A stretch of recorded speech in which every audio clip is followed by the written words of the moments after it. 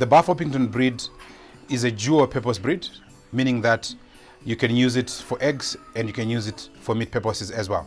So those of us that like free-range chicken eggs, that like free-range chicken meat, then the Buff Orpington is your go-to breed. It's one of the really amazing breeds under the Orpington breed of chickens. So these chickens, they give you very good sizes. So the roosters can go above 5 kgs if really kept well and if they are coming from a true bloodline.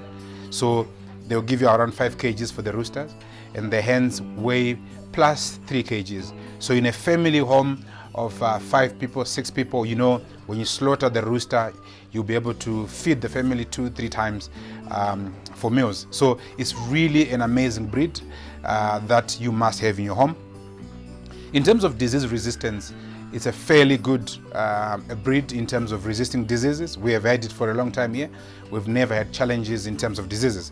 So as long as you follow your vaccination program, you observe your biosecurity and make sure that you don't allow people into the fowl run. You make sure that people wash their feet when they come to the fowl runs and stuff like that. As long as your biosecurity is top-notch, then you're guaranteed that the chickens will be very, very good. Just like any other animal, Buff Orpingtons also get affected by disease, but as long as you treat them early and separate the sick chickens from the rest of the chickens, then you are likely to get away with it.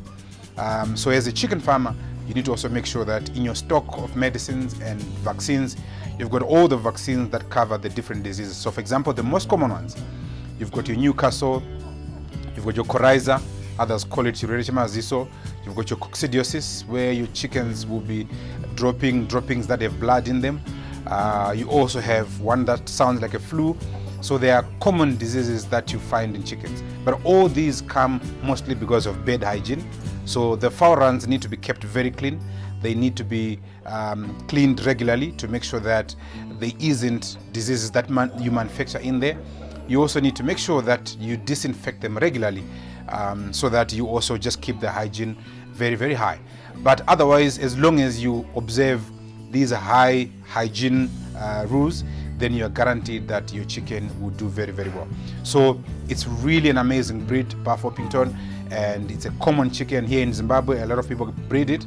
But the big difference that you're going to find is that as long as your chicken is not pure, then it is likely to run into problems in terms of disease resistance. It will go down.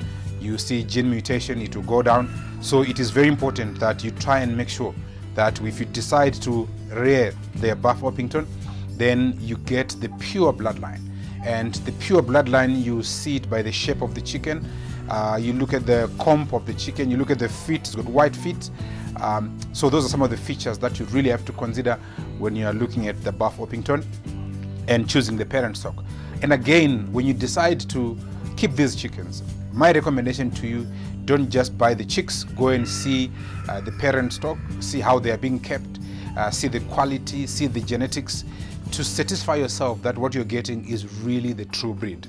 And as long as you have the true breed, you are definitely guaranteed that your chickens will perform as expected by the standard of poultry, in terms of the weights that you get, in terms of the size of the chicks, in terms of the eggs that you pick up in the fowl run. So for example, with the Buff Orpington, when you have 10 hens, for example, you should be able to pick on average 6 to 7 eggs a day. One of the problems that we have with many farmers is that of inbreeding.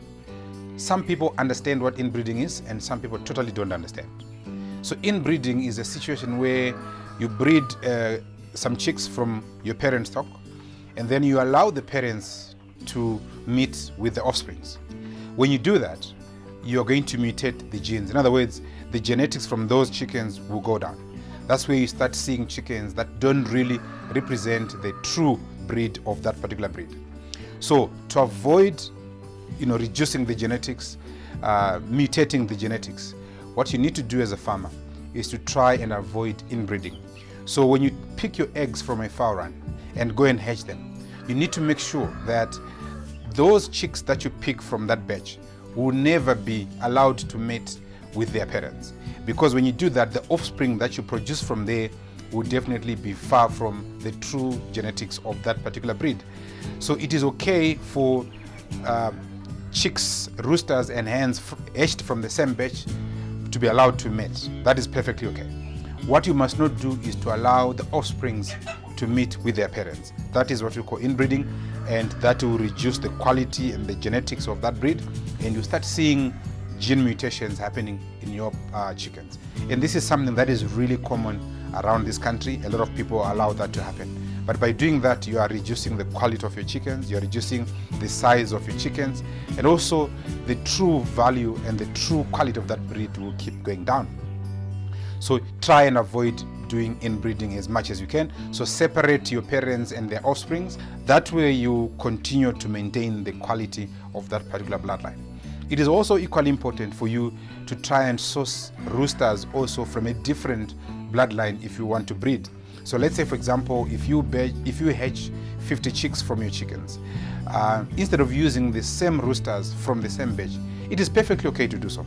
But the preferable outcome is for you to try and source another rooster from a different bloodline altogether, such that you try and maintain that quality going forward. So it is better to use a foreign rooster to breed than to use the same breed, in as much as it's okay to do that, but you're always better off getting another different rooster from a different bloodline. Something that we do here at Orbox. We always make sure that we source other roosters that we use to breed with our hens, to try and keep the genetics very, very high, to try and keep the breeds as pure as possible, because it is only pure breeds that give you true value, that give you true business sense. Even when you decide to breed and sell chicks, if they are really pure breeds, then definitely you fetch good prices. It will increase your profitability and it becomes viable for you as a farmer. So stay away from doing chickens casually and allowing them to inbreed. Try and observe strict breeding rules by not allowing inbreeding, by also introducing new bloodlines into your flocks to make sure that you keep them as close as possible to the original breed.